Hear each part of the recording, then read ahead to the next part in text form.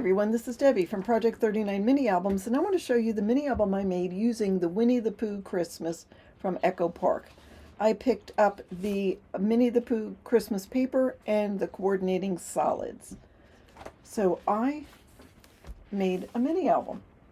I made this using a tutorial that I've got on my coffee shop. The mini album is 6.5 by 8.5 with a 2.25 inch spine. It's got 5 signatures, but it's got a lot of room for photos. So let me take you inside and show you what we've got. There is, by the way, a complete tutorial for this mini album, and in addition, I do have a decorating video. I show you a little bit about how I figure out what I'm going to use, how I determine what papers I'll use, and then I decorate the mini album and then take you through that, and then take you through the mini album when it's completed. So as you can see on the cover, I've got this Winnie the Pooh Christmas, which came from the cover sheet of the paper, and I show you how I do that. In addition, I've got a little sticker, and I added some enamel dots for the corner. Now the inside has a waterfall, which is great for 4x6 photos. And I mean, you can put a lot of photos here. Say all that for photos. So you can put 16 photos here alone on this waterfall. Probably 17 if you use the back flap. So there is that. And then I kept some of the decorating very simple. This is a good mini album to make for craft fairs or if you want to give out to people, because there are some simple pages here to sort of counteract some of the ones that have a few more flaps. But anyhow, it does go pretty quickly. I did use the cut-aparts, and I used all the rest of the scraps except for really small ones. And I made some tags and journaling spots with the rest of those scraps. Now, as I said, there are 5 signatures. Each one has a hidden photo mat. These are 7.5, is that right? 7.5 by 6. So you could put a 5 by 7 photo on here, or you could put a 4 by 6 photo on here, or a couple of smaller ones. And what's great about this is you can use it either orientation. You could do it landscape or portrait. I didn't put more than the color on the side for this, just because I didn't want to limit you to what you can use. This page was utilizing the 4x4 cut-aparts, so you could still put photos here, here, and on the backs of here, as well as photos on the base pages. And there is our hidden photo mat. This next page has a little tuck spot here made with a sticker. There's just a sticker element. Here is a cut apart, so you could put a 4x6 photo there. And you could put another smaller than 4x6 photo. There's a little journaling spot here, or room for a couple of small photos. And then this will close like that. So this is the front of the page. You could use this to put a 4x6 photo on, or add the photo onto here and just tuck that into there. So this page has a little pocket.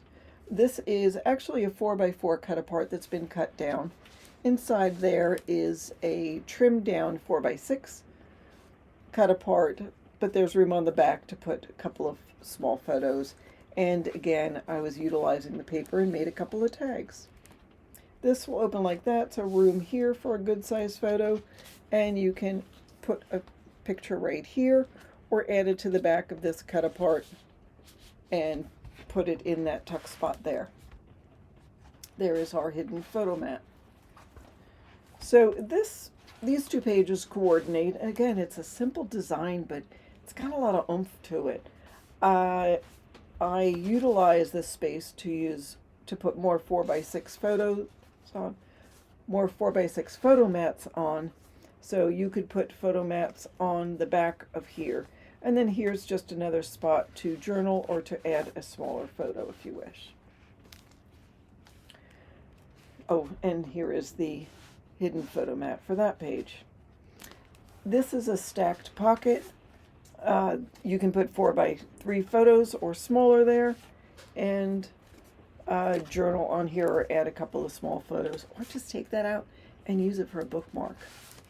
Here's a 4x6 cut apart, and room on the back to put your photos. And you can just add photos to these stacked pockets. You don't need to add them to a photo mat or to the back of anything.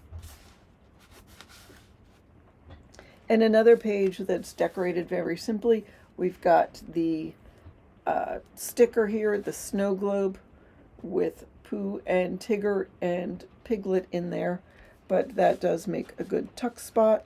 And again, you could add a photo to this page. You could add 2 small ones if you wanted to, or add a photo to the back of there and put it in that tuck spot. And then, of course, you can move these around to wherever you want. And then there is our hidden photo mat. On the back of page 5, there's room for a larger photo, room to journal. You can get everything in there. You can add photos in this belly band and also add them to the back of these photo mats. Or even the front. I mean, if you wanted to, you could cover that with a photo.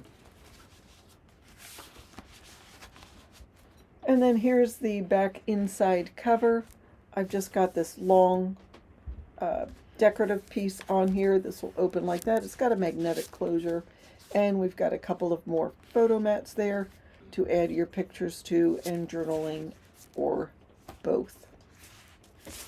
So it's not a difficult album to make. As I said, there is a file in my Ko-fi shop available for a small fee for the cutting guide. There is also a free tutorial on my YouTube channel. I do give the measurements on the YouTube channel, but if you want it all written, including measurements for decorating, go to my Ko-fi shop. I also have done other mini albums using the same style. I'll put pictures in the Ko-fi file so you can get some different ideas of decorating using different papers. There is the back cover, our spine, and there we are back at the front. So I just wanted to show you that cute little mini album. It will be available for sale in my Etsy shop. There is just one, so if it's something that interests you, don't wait. So that is what I wanted to show you today. Thank you so much for watching. Have a fabulous day.